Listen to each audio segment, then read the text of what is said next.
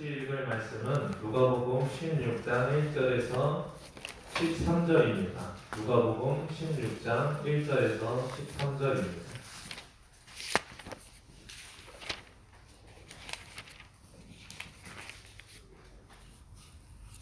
그러면 다 찾으셨는 줄 알고 함께 읽겠습니다. 시작.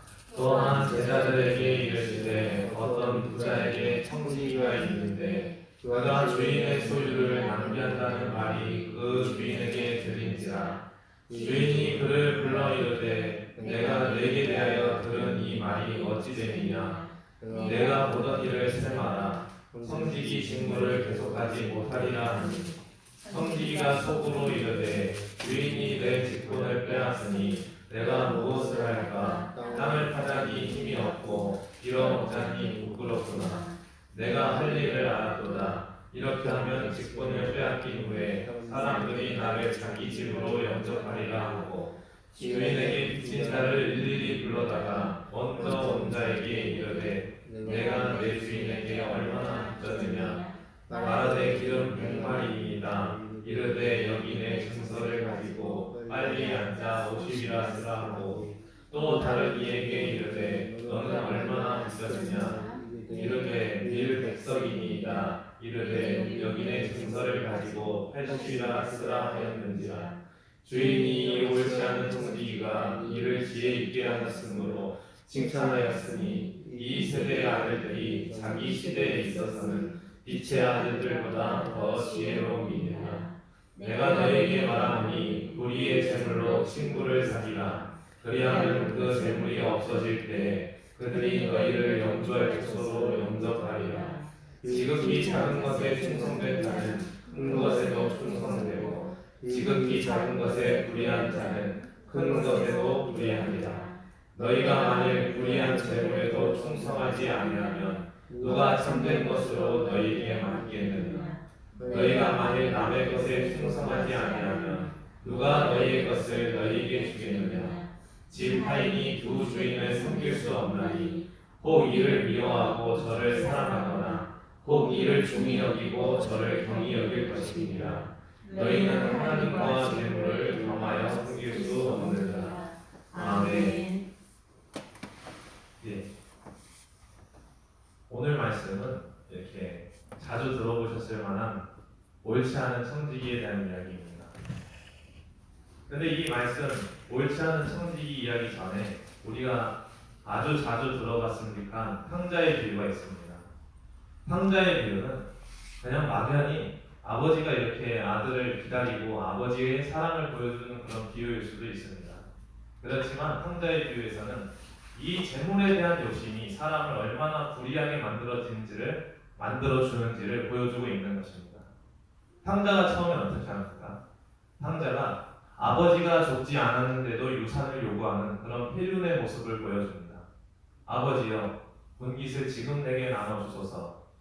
실상 분깃을 나눠받는다는 것은 아버지가 죽은 뒤에 나눠받는 것입니다. 그때 탕자만 나눠받지 않고 각각 나눠주었더라. 그 형까지도 나눠받았습니다. 그리고 이제 탕자가 다 허랑방탕하여 돌아오지 않습니까? 이 재물은 쓸데없구나. 내가 아버지의 긍휼을 바라야지. 근데 이제 사람들이 여기서 이 탕자의 형의 모습을 자세히 이렇게 보지 못하는 경우가 있습니다. 탕자의 형이 어떻게 합니까? 아버지요, 내가 한 번이라도 아버지의 명령을 어기거나 아버지를 섬기면서 아버지를 실망시켜 드린 일이 없거든.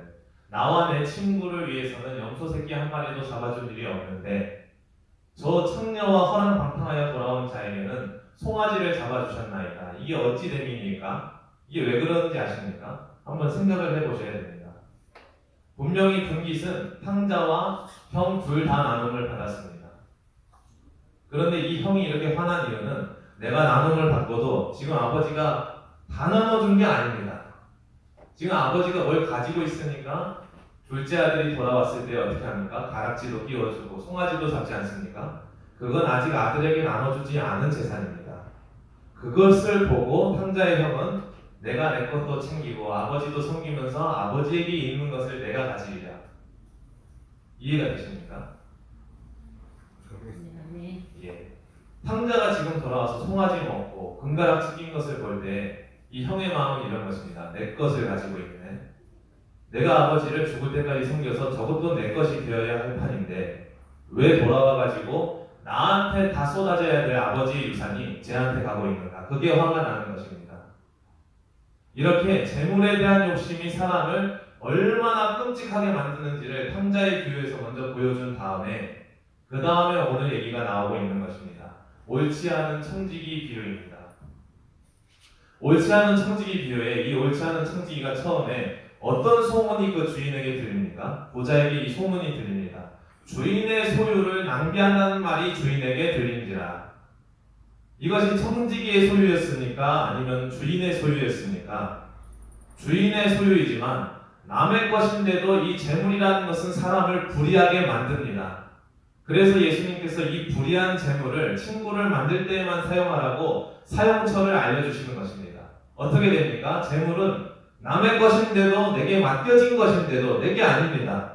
내게 아닌데도 내게 아닌 걸 쓰고 싶어지게 하는 것입니다. 재물은 너희를 불의하게 만든다는 것입니다. 그 다음은 어떻게 합니까? 너 청지기 직무를 계속하지 못하리라. 그러니까 밭을 갈자니 힘이 없고 빌어먹자니 부끄럽구나. 이렇게 하면 내가 쫓겨난 뒤에도 사람들에게 대접받으리라 하지 않습니까? 근데 지금 이렇게 주인에게는 채권이 있습니다. 이 채권의 권리는 누구의 것입니까? 주인의 권리입니다. 주인에게 빚진 자를 내 앞에 앉혀두고 너 얼마를 빚졌느냐? 80입니다. 그럼 50이라고 훔쳤으라. 이렇게 할 권리가 청지기에게 있습니까? 예, 없습니다.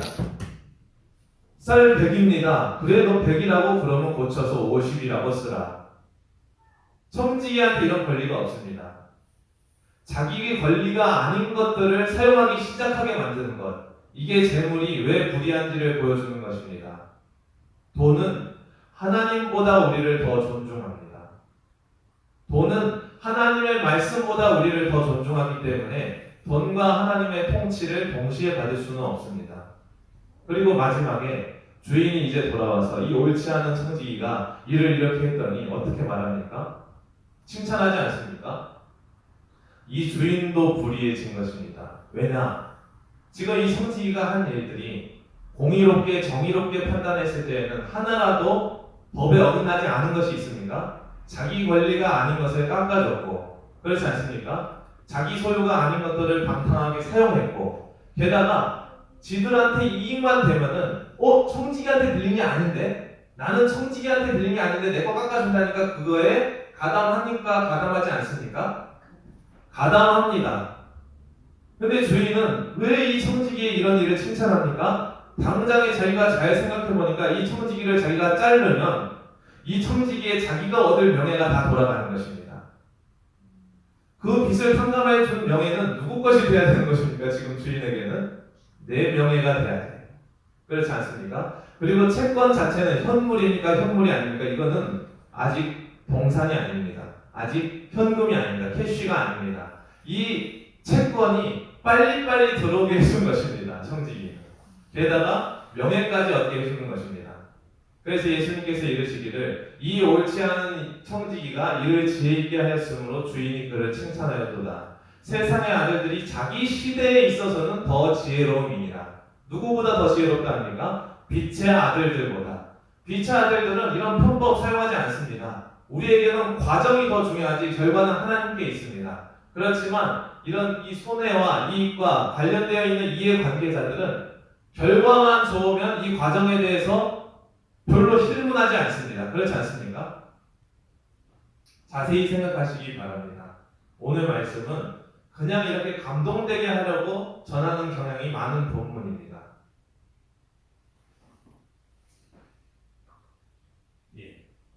그래서 이 돈이 지금 앞에 15장에 있는 탕자와 그리고 탕자의 형까지도 아버지 앞에서 옳지 못한 페류나로 만들고, 또한 이 옳지 않은 청지기도 자기의 소유가 아닌데 방탕하게 쓰며, 그리고 처음에 주인에게 잘릴 뻔했다가 자기의 그 권리가 아닌데 빚을 깎아주고, 그리고 청지기에게 빌린 사람들이 아닌데 내 빚이 깎아지네 하면서 그걸 가담하고, 게다가 주인도 이 청지기가 이렇게 하면 사람들에게 이렇게 옳다 인정을 받겠구나. 그럼 그 명예를 또 탐하게 되니까 옳지 않은 것을 이렇게 제대로 벌하지 않고 이 청지기를 칭찬하고 있는 것입니다.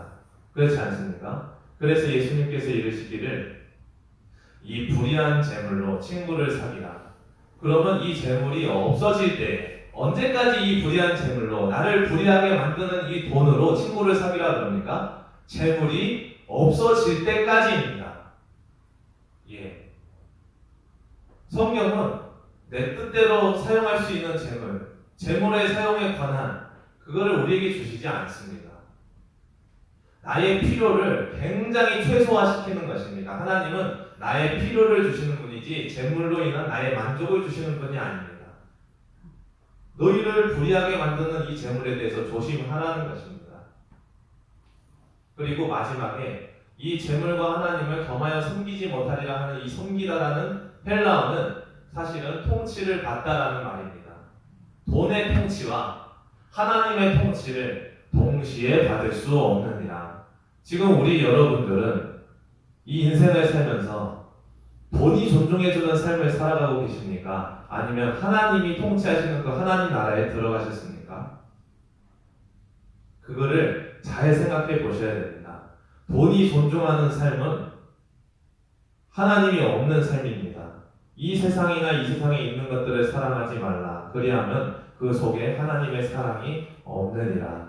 그렇지 않습니까? 말씀을 자세히 보셔야 됩니다. 하나님께서는 일용할 양식을 주시는 분이시고 들에 핀 꽃이나 공중에 나는 새도 길쌈하지 않아도 옷을 입히시고 일하지 않아도 먹이시고 언제 그런답니까? 우리에게도 먼저 그의 나라와 그의 의를 구하라. 그리하면 이 모든 것들을 너희에게 더하시리라. 이 말씀은 그의 나라와 그의 의를 구하는 데 필요한 것은 다 줄 테니까 하나님을 사랑하면서 지내라는 것입니다.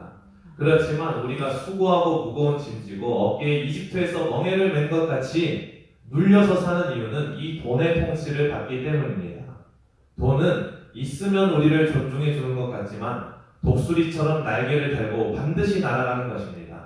잠언엔 이렇게 쓰여 있습니다. 너 왜 재물에 관심을 두니? 너 왜 재물에다가 눈을 두느냐? 이것은 반드시 독수리처럼 날개를 달고 날아갈 것입니다. 재물은 멸망의 날에 우리를 돕지 못합니다. 그러나 하나님 안에서 사는 것, 이 말씀을 나의 재물로 여기고 사는 것, 하나님하고 교제를 하면서 사는 것만이 정말로 하나님의 그 심판의 날에 우리를 변호할 것입니다. 그리고 이렇게 평안할 때 하나님을 만나고 나를 섬겨주시는 하나님을 만나봐야 사라지는구나.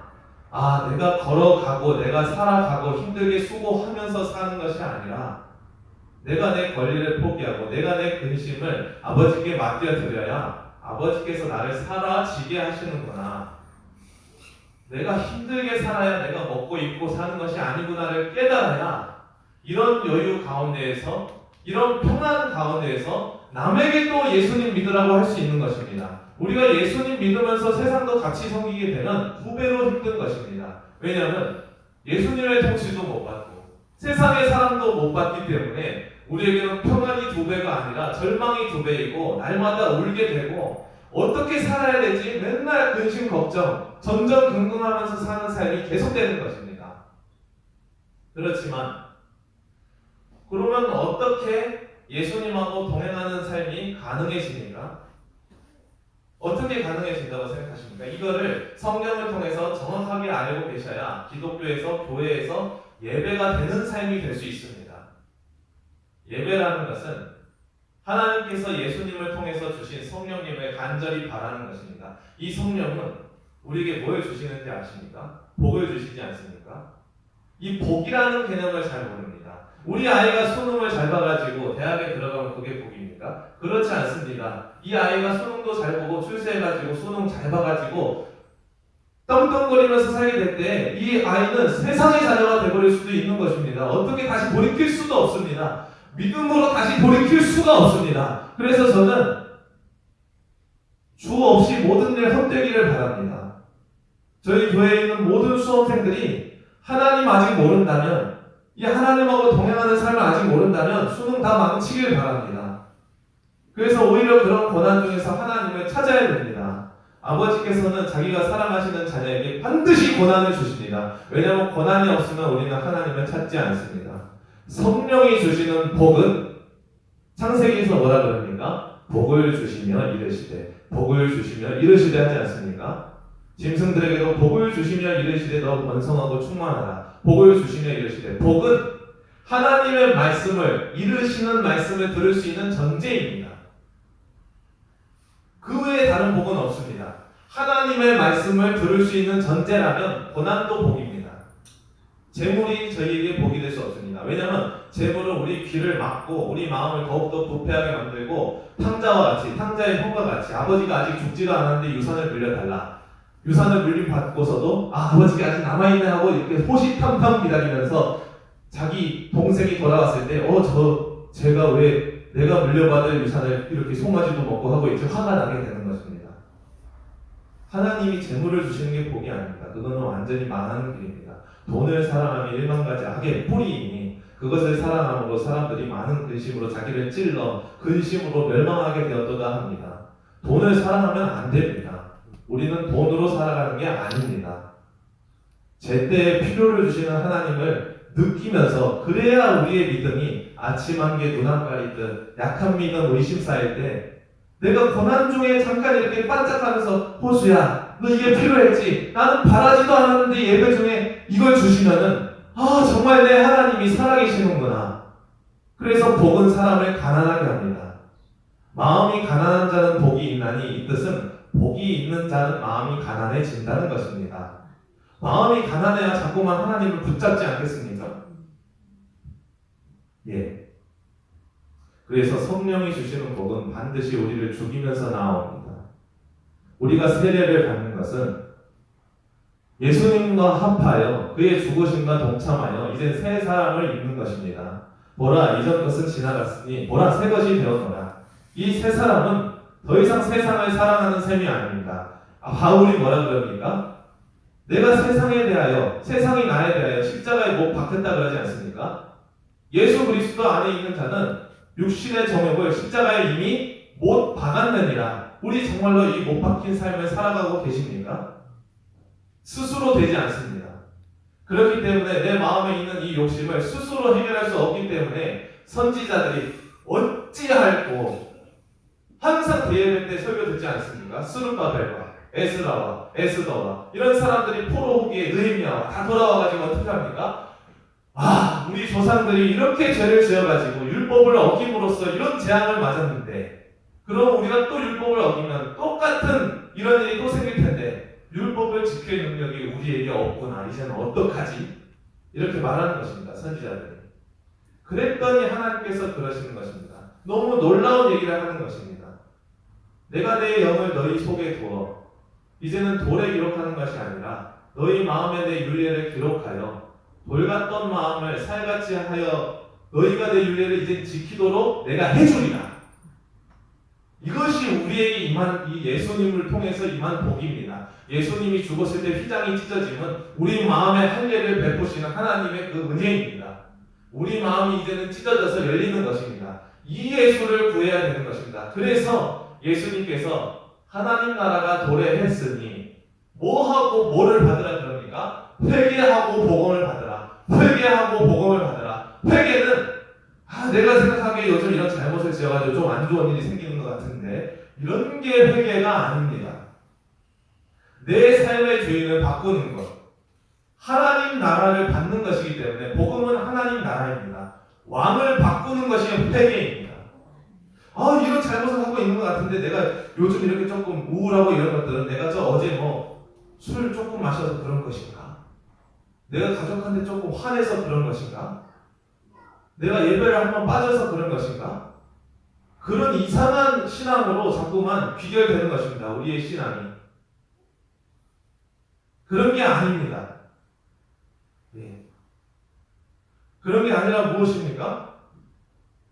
그런 걸 하나님께서 원하시는 게 아닙니다. 아예 왕을 바꾸는 것입니다. 왕이 내 삶의 자리에 들어오셔서 그분이 일러주시는 대로, 우리 새벽 기도 때 기도할 때 어떻게 합니까?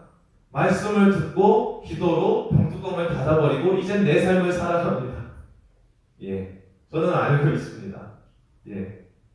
그렇지만 기도라는 것은 내 삶의 시작부터 이제 주님과 함께 하겠다라는 고백입니다.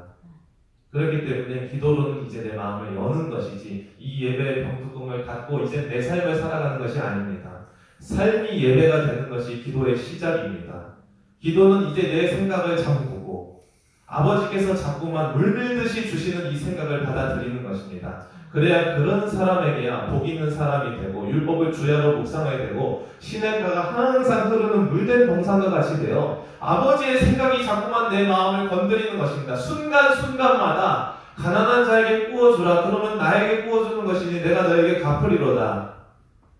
흩어 무지하여도 풍족하여짐이 있나니 지나치게 아끼면 가난하여질 뿐이라. 계속 그러지 않습니까? 아버지께서 너 마음으로 스스로 경영하지 마라. 말의 응답이 여호와께 있으니 나한테 좀 물어보고 해라. 사람이 보기에는 필경이 바른 길이라도 그게 내가 보기에는 사망의 길이니 혼자서 나아가지 마라. 무릇 영의 인도함을 받는 자가 하나님의 자녀입니다. 영의 인도함을 받기 위해서는 먼저 예배의 날을 온전히 다 드려야 됩니다. 그렇기 때문에 이번 주일에 로마서 12장 1절에서 2절 하지 않았습니까? 그러므로 형제들아 내가 하나님의 모든 자비하심으로 너희에게 권하노니 너희는 너희의 몸을 거룩한 산 제사로 드리라. 우선 내가 죽어야 된다는 것입니다. 이 세대를 본받지 말고 오직 마음을 새롭게 함으로 내가 새롭게 하는 것이니까 변화를 받아. 성령을 받으면 내 마음이 돌 같던 마음이 살 같은 마음이 되는 것을 느끼는 것입니다. 이걸 위해서 내가 간절히 기도하는 것입니다. 변화를 받아 아버지의 온전하시고 기뻐하시고 받으실 만한 뜻이 무엇인지 변화를 받으면 분별하게 되어 있습니다. 그래서 사람은 불의를 기뻐하지 않고 진리와 함께 기뻐하면 진리를 먼저 기뻐할 수 없습니다. 불의를 먼저 기뻐하지 않아야 되는 것입니다. 불의를 기뻐하지 않는 분별력을 마음에 가지시기를 축복합니다. 아멘. 그리고 로마서 12장 3절에는 뭐라고 쓰여 있습니까? 아버지께서 나누어 주신 믿음의 분량대로 분수 이상으로 생각하지 말고 지혜롭게 생각하라. 하나님께서 항상 복음에는 하나님의 의가 나타나서 내가 쓸만한 믿음에서 더 도전할 만한 믿음에 이르게 하는 것입니다.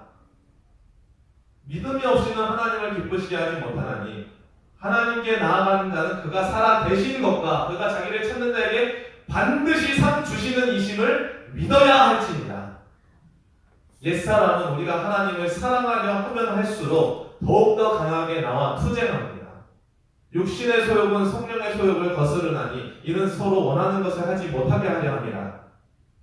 그래서 우리가 날마다 기도하는 게 생활이 되어야 되고 말씀을 읽는 게 생활이 되어야 되고 이 말씀을 읽고 들었던 것들이 내 입으로 나올 때까지 입에서도 떠나지 말게 해야 되는 것입니다. 여호수아가 70, 80이 넘었을 때 뭐라 그럽니까? 아버지께서 애다루듯이 하십니다. 너 율법책을 네 입에서 떠나지 말게 하며 주야로 그것을 묵상하며 내 종 모세가 너에게 준 이 율법책에 기록된 모든 것들을 다 지켜 행하라. 그리하여야 내 길이 형통하리라. 우리가 입술로 그리고 마음으로 이 말씀이 계속 익숙해져서 그리스도의 평강은 말씀으로부터 오는 것입니다. 이것이 내 생각과 마음을 지키지 아니하면 아이들에게 물려줄 유산이 아무것도 없는 것입니다. 재산을 물려준 이 탕자의 아버지를 보셨습니까? 어떻게 됩니까? 둘 다 페루나 아닙니까? 다 페루나를 만들고 있는 것입니다. 이 세상의 가치관을 버리지 않으면 이 말씀을 금보다 은보다 더 귀한 것으로 여기고 너는 소리를 외쳐서 명철을 구할지니라. 저는 하나님 만나고 나서 이 말씀이 금보다 은보다 귀하다면 내가 알바를 하루 종일 해도 금 요만큼도 사지 못하는데 차라리 말씀을 읽자 하였습니다. 그런 믿음으로 그냥 말씀을 읽으십시오. 그러면 말씀을 읽는데 필요한 모든 시간과 건강과 그리고 나의 삶에 필요한 모든 것들을 채우시는 아버지를 만날 것입니다. 그런 믿음을 달라고 구하셔야 됩니다. 그리고 그 믿음을 자꾸만 전하려고 아이들에게 줘야 됩니다. 아이들을 아버지보다 더 사랑하는 자는 하나님 나라에 합당하지 않습니다. 아이들은 이런 고생하면 안 돼. 그런 게 아닙니다. 아이들도 이런 고생을 해서 자녀이면 상속자니 상속자이면 마땅히 그리스도의 고난을 자기도 받을 것이니라. 아이들도 그리스도의 고난을 받을 수 있는 인생으로 우리가 이끌어줘야 되고 아이들도 좁은 길에 가가지고 넓은 길로 가지 않는 인생으로 만들어줘야 되는 것입니다. 그것이 자녀 양육입니다. 아버지께서 자녀를 우리에게 맡겨주신 것이지 우리의 것으로 주신 것이 아닙니다. 그렇기 때문에 이 교회에서는 실상 수능을 위한 기도 없어져야 됩니다. 아이들의 출세를 위한 기도 없어져야 됩니다. 왜 그렇습니까? 아버지께서 주시는 복은 아버지께서 이루시는 것을 들을 수 있는 귀와 아버지께서 나를 위해서 일하시는 것을 볼 수 있는 눈과 그리고 보고 들은 것을 아버지가 한 대로 따라할 수 있는 그런 예수님이 사는 길입니다. 예수님께서 뭐라고 하셨습니까? 아버지의 일들을 보지 않고는 할 수 없느니라. 나는 아버지의 일들을 다 보았기 때문에 했고 나는 그가 기뻐하시는 일들을 하였기 때문에 그가 나와 항상 함께 하시느니라 그러셨습니다. 우리 아이들이 자녀들이 외로운 삶을 살지 않으려면 부모님이 계속 사랑해주는 삶, 그런 삶으로 이끌면 안 됩니다. 아버지의 사랑을 받는 삶, 그런 삶으로 이끌기 위해서 우리가 간절히 기도해야 되는 것입니다. 이 세상은 이미 아버지께서 다 없애기로 작정하신 세상입니다. 잠시 그 심판을 조금 뒤로 유보하여서 우리에게 은혜의 때를 주셨을 뿐입니다. 예수님께서 오늘 오실지 내일 오실지 어떻게 아십니까? 예수님께서는 노아의 때와 같이 장가들고 먹고 마시고 서로 춤추고 노래하고 막 평안하다 평안하다 할 때 온다 그랬습니다. 우리 지금 평안하지 않습니까? 평안하다 할 때 갑자기 예수님 오셔가지고 나는 너를 모른다. 왜 모른다 하시겠습니까? 너가 죽어본 적이 없구나. 너는 빗동이 달려서 내가 앉을 만한 구루터기가 된 일이 없고 항상 너의 무성한 풀림만을 자랑하였구나. 너는 내가 항상 찾아왔을 때 내가 먹을 만한 무화과를 가지고 있지 않았구나. 열매 맺는 사람만 예수님께서 알아주시는 것입니다. 나랑 교제했던 그런 기름들이 보이지 않는구나. 가서 돈 주고 살려해봐라. 누가 너에게 그 기름을 주나.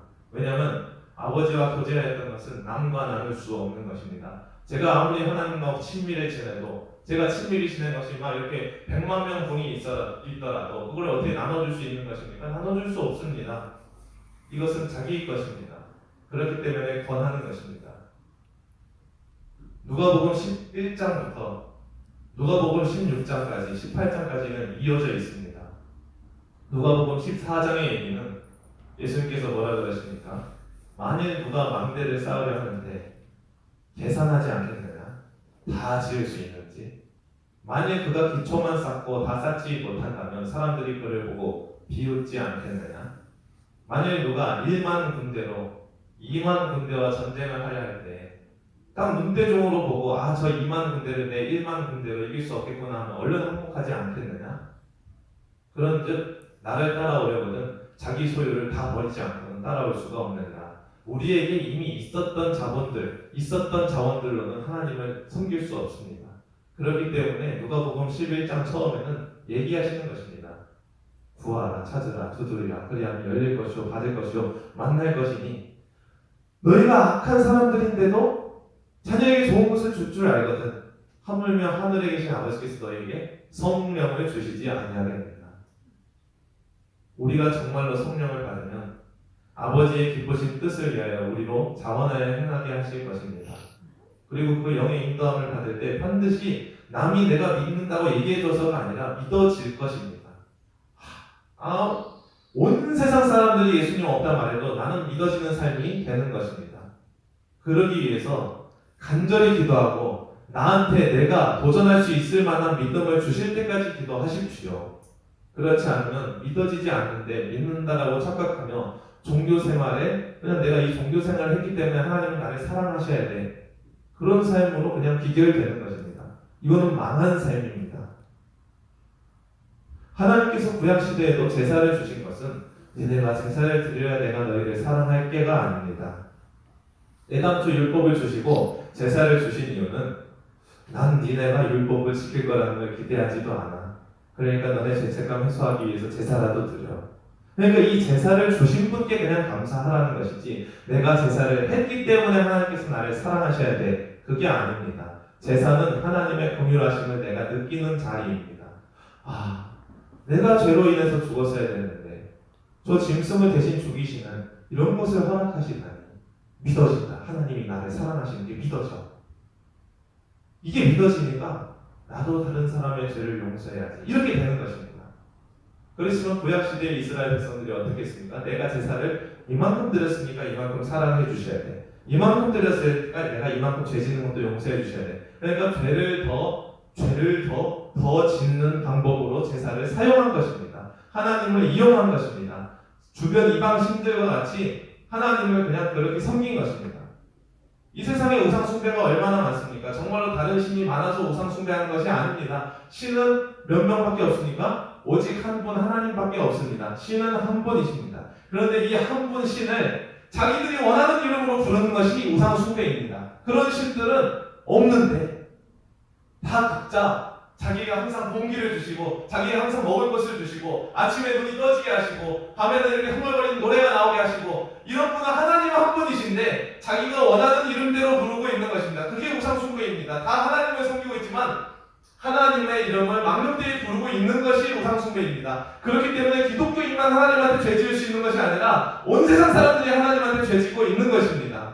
부처가 있어서 섬길 수 있는 게 아닙니다. 알라가 있어서 섬길 수 있는 것이 아니라 다 한 분밖에 계시지 않는 이 하나님을 알라라 부르고 부처라 불러서 자기 욕심대로 사용하고 있는 것입니다. 한 가지만 더 이제 말씀드리겠습니다. 사무엘상을 기억하십니까? 무엇으로 시작합니까? 사무엘상은 마치 우리에게 주신 하나님의 동화책과 같습니다. 한나의 기도로 시작하지 않습니까? 한나가 이렇게 본인나 자기는 애를 못 낳는데 내 남편이 이 미련한 남편이 아내를 2명이나 뒀습니다. 미치고 팔짝 뛸 노릇입니다. 내가 더 예쁜데 왜 제가 자녀를 낳는지 모르겠습니다. 하나님 기도하니까 하나님께서 그에게 그냥 아들을 덜컥 주십니까? 아니면 무엇을 해주십니까? 하나님의 마음을 한나의 기도하는 사람에게 나눠주십니다. 기도는 내가 원하는 기도를 하도록 하나님께서 허용해 주셨음에도 내 문제를 놓고 하나님께 기도를 드렸는데 하나님의 마음을 알게 되는 것이 기도입니다. 한나가 다니던 교회에 어떤 상황이 있었습니까? 홈리와 비느하스 이 목사의 아들들이 배판입니다. 예배를 섬기는 소녀들 함부로 이렇게 성폭행하고 다니지 않습니까? 그리고 제사에 있는 이렇게 고기 맛있는 거 꼬챙이로 꽂아가지고 내 거 하고 먹지 않습니까? 그리고 엘리 대제사장은 어떻습니까? 엘리 제사장은 너무 뚱뚱해가지고 비둔하여져서 앞도 못 보고 이러고 다니지 않습니까? 그걸 이렇게 자세히 생각해보니까 한나가 기도하다가 내 아들이 없는 것보다 하나님을 섬길 아들들이 없고 이들은 하나님의 말씀을 듣지 않는구나. 그래서 아들 이름을 뭐라고 짓습니까? 사무엘입니다. 하나님의 말씀을 듣다, 듣다라는 것입니다. 하나님은 하나님의 말씀을 듣는 아들이 필요하구나. 내가 다니는 교회에 엘리 제사장도 그 아들들도 다 배판이라서 이런 교회에 다니는데 남편까지도 아내를 둘이나 두게 됐습니다. 그렇지 않습니까? 교회가 무너지면 다 교회의 지도자만큼이나 성도들도 다 무너지게 되는 것입니다.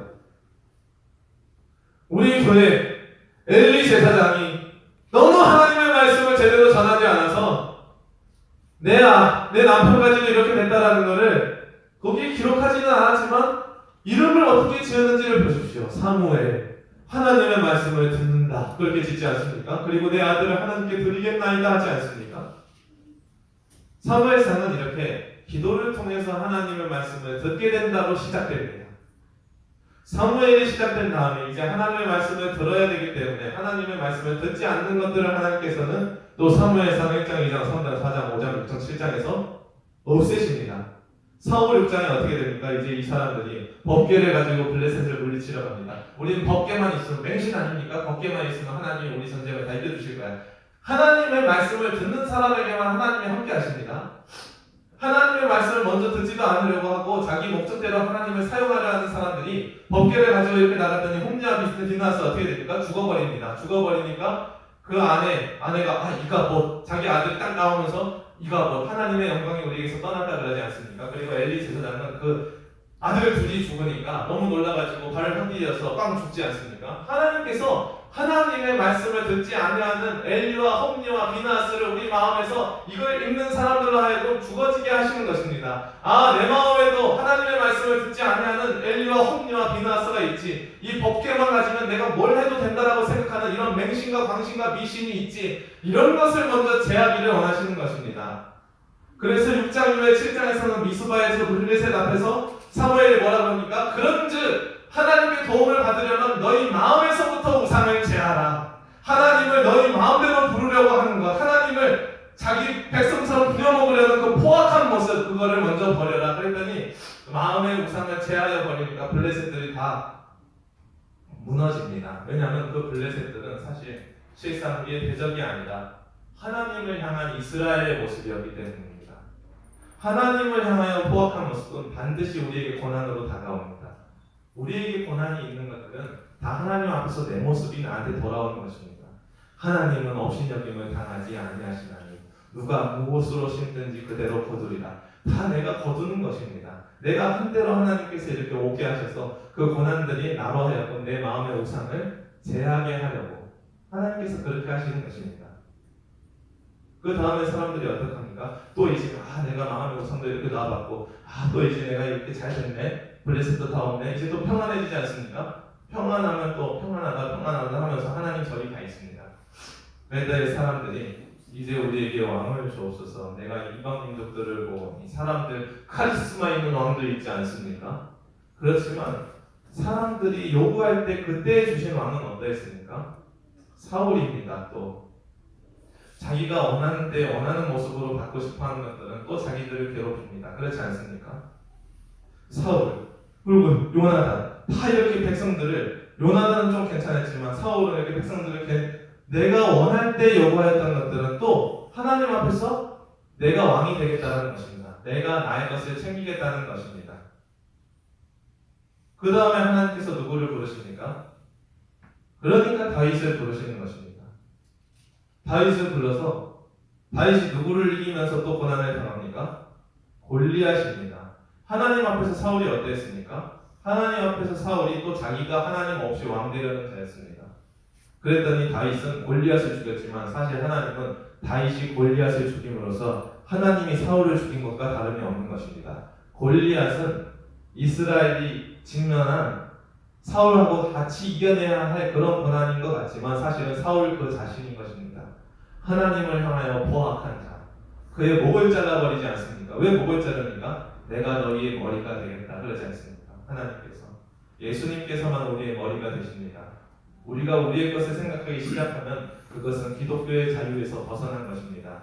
주의 영이 있는 것에 참 자유가 있습니다. 무슨 자유입니까? 내가 내 것을 생각하지 않아도 될 자유, 내가 내 것을 고민하지 않아도 될 자유, 내가 내 삶을 근심하지 않아도 될 자유, 우리에게는 하나님의 것만을 생각해도 되는 자유, 하나님만 사랑해도 될 자유, 그런 자유 속에 안전하게 있는 것입니다. 이 자유를 사용하십시오.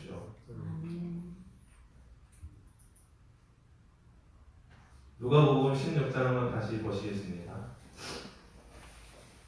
14절부터 18절을 읽고 마지막으로 끝내겠습니다. 아까도 마지막이었는데요. 14절부터 18절까지 같이 읽겠습니다. 시작. 바리새인들은 돈을 좋아하는 자들이라 이 모든 것을 듣고 비웃거늘 예수께서 너희는 사람 앞에서 스스로 옳다하는 자들이나 너희 마음을 하나님께서 아시나니 사람 중에 높임을 받는 그것은 하나님 앞에 미움을 받는 것이니라. 율법과 선지자는 요한의 때까지요 그 후부터 하나님 나라의 복음이 전파되어 사람마다 그리로 침입하느니라. 그러나 율법의 한 획이 떨어짐보다 천지가 없어짐이 쉬우리라. 무릇 자기 아내를 버리고 다른 데 장가드는 자도 가능하니요 무릇 어린당한 여자에게 장가드는 자도 가능합니다. 아멘. 예수님께서 돈을 좋아하는 바리새인들에게 사람에게 높임을 받는 것은 하나님의 미워함을 받는 것이라고 하였습니다. 예수님이 갑자기 이 돈을 좋아하는 자들에게 마지막에 뭐라 그럽니까? 무릇 버림받은 아내에게 다시 장가드는 것도 가능하며 남의 여자에게 장가드는 것도 가능함이니라 그러지 않습니까? 자기 아내를 버리고, 그러니까 돈을 사랑한다는 것은 뭘 말하는 것입니까? 하나님을 떠나서 가늠한다는 것입니다.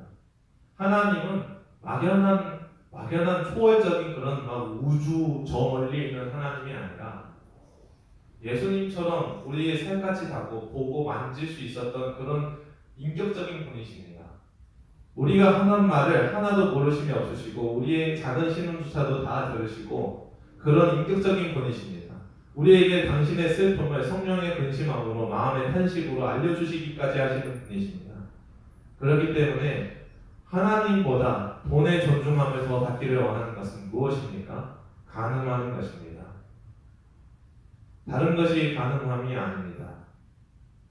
예수님께서는 보셨습니다. 이 돈이 지금 내가 살게 하려는 에덴 동산의 선악과구나.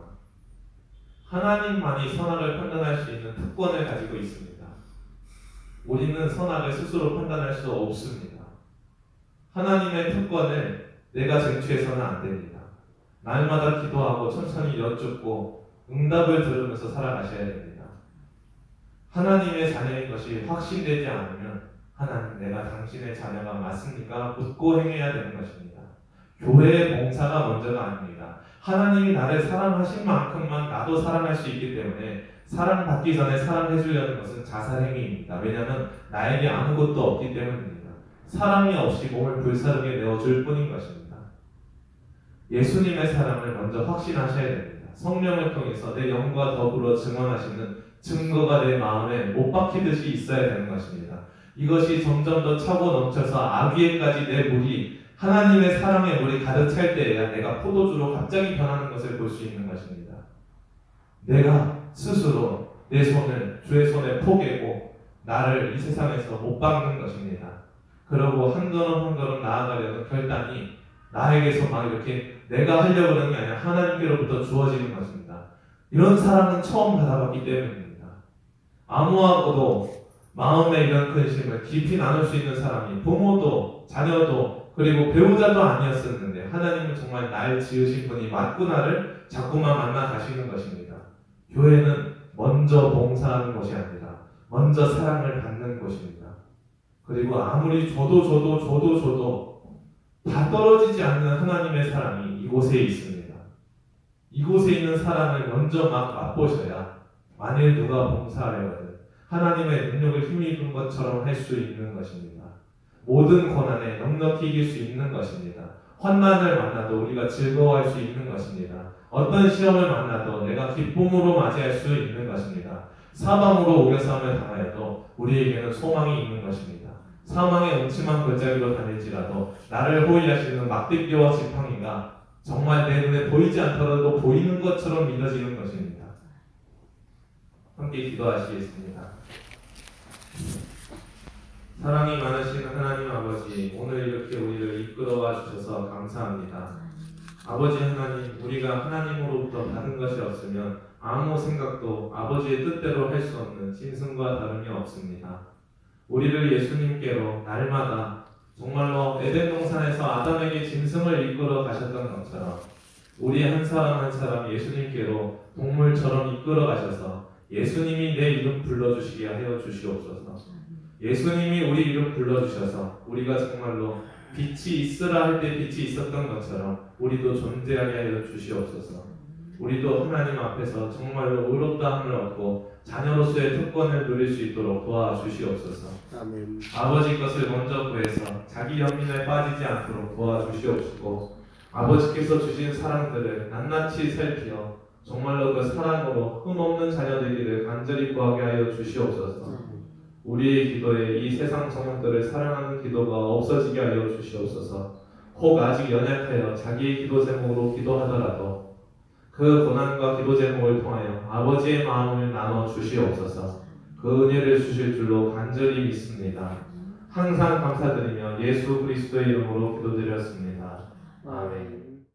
같이 읽을 말씀은 누가복음 16장 1절에서